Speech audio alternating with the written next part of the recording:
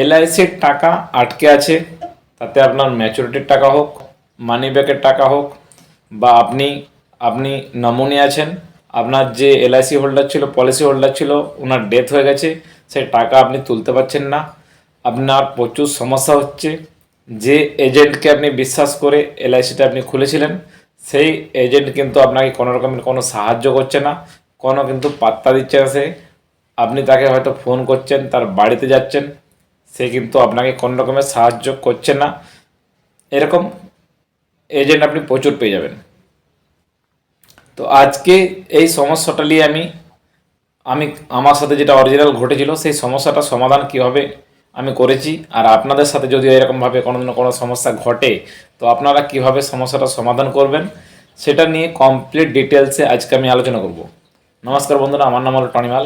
আপনারা দেখছেন Tony Bangla tips. ভিডিওটা শুরু করার আগে ছোট্ট একটা রিকোয়েস্ট করব, যে ভিডিওটা যদি একটুও কাজের মনে হয় চ্যানেলটাকে সাবস্ক্রাইব করে লাইক অবশ্যই করে দেবেন, কারণ এই ধরনের নলেজেবল ভিডিও শুধুমাত্র আমি আমার চ্যানেলে নিয়ে আসতে থাকি। তাহলে অযথা সময় নষ্ট না করে মেন পয়েন্টগুলো আমি কতকগুলো আপনাদেরকে জানিয়ে দিচ্ছি। দেখুন, যখন একটা এলআইসি পলিসি ওনারা সেল করবে, যে কোনো এজেন্ট হোক, তখন কিন্তু ওনাদের যে রূপটা আপনি দেখবেন, পরবর্তী দিনে কিন্তু ওনাদের সেই রূপটা আপনি আর দেখতে পাবেন না। সবাইকার ক্ষেত্রে আমি বলছি না, কিন্তু কিছু কিছু এরকম 420, হ্যাঁ ঠিক শুনেছেন, 420 এজেন্ট এরকম আছে যারা এই ধরনের কাজগুলো করে, এই ধরনের ব্যবহারগুলো করে।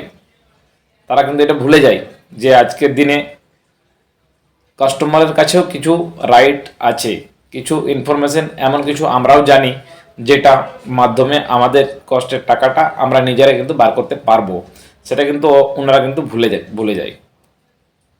তো আমার সাথে যেটা ঘটেছিল সেটা বলার আগে আমি আপনাকে প্রথমে এটুকুই রিকোয়েস্ট করব, যে যদি কোনো এজেন্টের কাছে আপনি এলআইসি পলিসি কিনছেন, তাহলে কিন্তু ভালো করে তার সম্বন্ধে আগে যাচাই করে নিন যে ওনার ব্যবহার কীরকম, উনি কতগুলো ম্যাচুরিটি আগে করেছেন, উনি কার কার সাহায্য করেছেন, কাকে কাকে উনি হেল্প করেছেন, কতজনকে উনি ম্যাচুরিটির টাকাটা সঠিক টাইমে বিনা কোনো স্বার্থতে পাইয়ে দিয়েছে।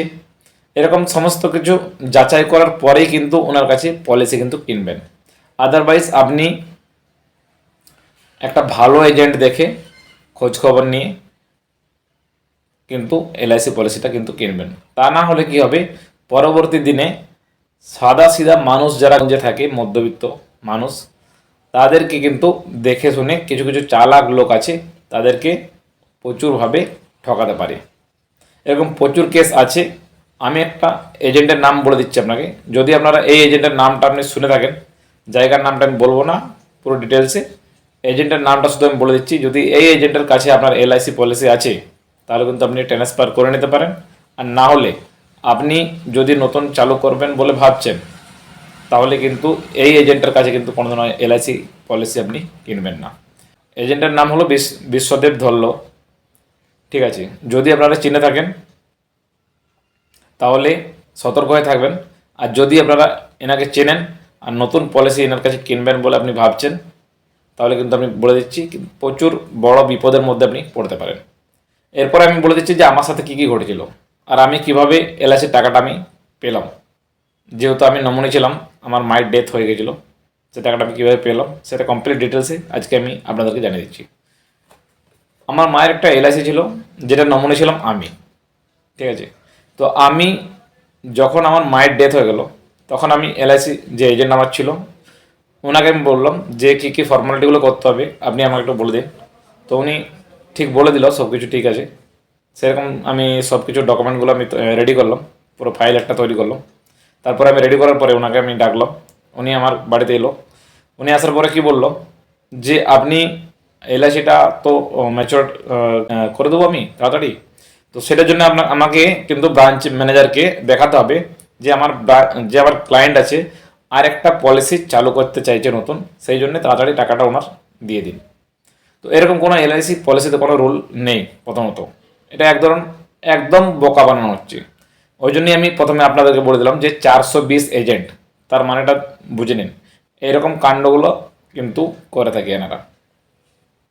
এরপরে কি হলো, আমি তো জানি, যতই হোক আমি যেহেতু বাইরে আছি, প্রায় 10-12 বছর ধরে আমি মুম্বাইয়ে থাকি, তো সেই হিসাবে আমি অনেক কিছু যতই হোক অল্প হলেও নলেজ আমার এই সম্বন্ধে আছে। তো সেই জন্যে আমি ওনাকে তখন ক্লিয়ারভাবে আমিও বলে দিলাম যে আমি এরকম কোনো পলিসি আপনার কাছে আর কিনবো না, ঠিক আছে। ওনার কিন্তু তখন সেই ক্ষেত্রে রাগ প্রচুর চলে এসছে, যেহেতু আমি ওনার প্রতিবাদ করলাম, আমি আর কোনো নতুন পলিসি ওনার কাছে আমি কিনলাম না। সেই কারণে ওনার প্রচুর মনের মধ্যে একটা ক্ষোভ চলে এলো, ঠিক আছে, আমার উপরে। ঠিক আছে, আমার ছুটি শেষ হয়ে গেল, আমি চলে এলাম আমার কাজের জায়গাতে আবার মুম্বাই। ঘরে আমার বাবা ছিল শুধু। বাবা কিন্তু প্রায় 2 বছর ধরে ওনার বাড়িতে আসা যাওয়া করতে লাগলো, তাতে কোনো কোনো লাভ হলো না।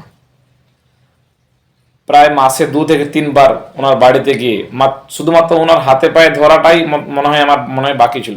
বাকি সমস্ত কিছু যত রকমের রিকোয়েস্ট করা হয়ে গেছিলো। আমিও এখান থেকে কন্টিনিউ ওনাকে কিন্তু ফোনে কন্ট্যাক্ট করে যাচ্ছিলাম, কোনো মতেই কোনো কাজ হয়নি, ঠিক আছে। কোনো রকমের কোনো আমাকে হেল্প করলো না। শেষকালে আমাকে কি করতে হলো না, আমি একটু নেটে ঘাটাঘাটি করে দেখলাম, জানতে পারলাম যে এরকম এরকম ব্যাপার। তখন আমি ভাবলাম যে ঠিক আছে, তাহলে আমাকে এবার কিছু একটা করতে হবে, তাহলে না আমার টাকাটা আর পাওয়া যাবে না এরকম করে। তখন আপনারা হয়তো ভাববেন এখন যে আপনি কেন ব্রাঞ্চে গেলেন না, আপনি ব্রাঞ্চ ম্যানেজারের কাছে কেন কমপ্লেন করলেন না, আপনাদের মনের মধ্যে হয়তো নানা রকমের প্রশ্ন এখানে আসতে পারে। ঠিক, অবশ্যই এরকম প্রশ্ন আসতে পারে, আমি জানি। সেটার উত্তরটা আমি আপনাদেরকে দিয়ে দিচ্ছি। যদি আমি ব্রাঞ্চে গিয়ে আমি ব্রাঞ্চ ম্যানেজারের কাছে যে রিকোয়েস্ট করে আমি এলআইসিটা আমি ম্যাচিওর করব, তাহলে আমি ওনার কাছে পলিসিটা নিয়েছিলাম কেন? আপনি বলুন, আপনি যে আপনার জানাশোনা এজেন্টের কাছে পলিসিটা কিনছেন, কী জন্য কিনছেন? কেননা কি আপনার বিপদের সময়তে যেন উনি আপনাকে সাহায্য করে, সেই কারণে শুধুমাত্র আপনি বাড়িতে বসে যেন আপনি সাহায্যটা পেয়ে যান, সেই জন্যই আপনি আপনার জানাশোনা এজেন্টের কাছে কিনছেন পলিসিটা। তো সেই ক্ষেত্রে আমার কাছে ওরকম কোনো টাইম ছিল না, আমি ব্রাঞ্চে যাইনি, আর আমি এই আশা নিয়ে ছিলাম যে হয়তো আমার সাথে এতটা বেমানি করবে না। তো সেই আশাতেই এইরকমভাবে 2 বছর কেটে গেল। আমি যেহেতু বছরে 1 বা 2 বার বাড়ি যেতাম, তার বেশি যেতাম না, তবু আমি আশা রেখেছিলাম যে পেয়ে যাবো, হয়তো করে দেবে, কিছু লেট হচ্ছে হয়তো ফর্মালিটিতে, ঠিক আছে। তারপরে যখন দুটো বছর কেটে গেল, তখন মাথা ঠিক রাখতে পারলাম না, তখন আমি নেটে ঘাটাঘাটি করতে আরম্ভ করলাম। তখন আমি ডাইরেক্ট কোনো ব্রাঞ্চে আমি যে আমার ব্রাঞ্চ ছিল সেখানে কন্ট্যাক্ট না করে ডাইরেক্ট আমি যে মুম্বাই যে হেড অফিস আছে, অ্যাকচুয়ালি পুনেতে আছে, সেই হেড অফিসে আমি মেল আইডি নেট থেকে আমি পেলাম। আপনাদেরকে আমি দেখে দিচ্ছি, যদি আপনাদের কোনো এরকম সমস্যা হয় আপনাদেরকে আমি আপনারা কমেন্ট করুন, আমি আপনাদেরকে সেই ইমেল আইডিটা আপনাদের সাথে শেয়ার করে দেবো। তো আমি তখন সেই ইমেল আইডিটা জোগাড় করার পরে পুরো ঘটনাটা, পুরো বৃত্তান্তটা আমি একদম 2 পাতা আমি ওনাকে লেখার পরে মেল করলাম। মেল করার পরে বিশ্বাস করুন, মাত্র 7 দিনের মধ্যে কিন্তু আমার অ্যাকাউন্টের টাকা, আমি মুম্বাইয়ে বসে বসে আমি আমার অ্যাকাউন্টের টাকা পেয়ে গেছি, মাত্র 7 দিনের মধ্যে। এই জন্য বলছি এলআইসিকে আমি খারাপ বলবো না, আর সেই তারপর থেকে কিন্তু এলআইসির উপর আমার বিশ্বাসটা কিন্তু আরও বেড়ে গেছে। আর আমি তারপর থেকে কমসে কম 3-4টা পলিসি আরও আমি চালু করেছি নতুন, কিন্তু ওই এজেন্টের কাছে আমি আর করিনি। তো সেই জন্য বলছি এজেন্টদের 2 রকমের রূপ আছে।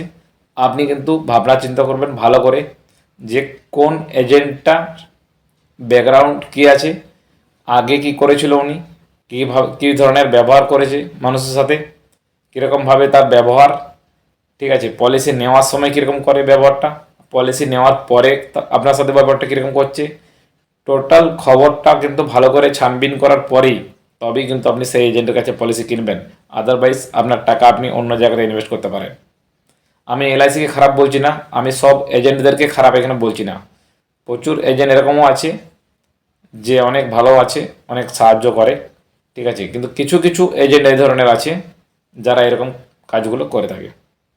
তো আজকের ভিডিওর মাধ্যমে আমি আপনাদেরকে শুধু এইটুকুই জানানোর চেষ্টা করলাম যে যদি আপনার কোনো রকম এরকম অসুবিধা হচ্ছে, টাকা আপনার আটকে আছে, আপনি নিজে সরাসরি যে হেড অফিস আছে সেইখানে আপনি কন্ট্যাক্ট করুন, আপনি ডাইরেক্ট আপনার টাকা দেখবেন, আপনি ঠিক টাইম মতো পেয়ে যাবেন। যদি আপনার কোনো রকমের কোনো প্রবলেম হচ্ছে, এই ধরনের সমস্যা হচ্ছে, তাহলে আপনি আমাকে কমেন্ট বক্সে কমেন্ট করুন, আমি ডেফিনেটলি আপনাকে রিপ্লাই দেওয়ার চেষ্টা করব। ভিডিওটি যদি ভালো লাগে চ্যানেলটা সাবস্ক্রাইব করে বেল আইকনটা দাবিয়ে দিবেন, কারণ এই ধরনের নলেজেবল আর কাজের ভিডিও শুধুমাত্র আমি নিয়ে আসি। ভিডিওটি দেখার জন্য বন্ধুরা অনেক অনেক ধন্যবাদ।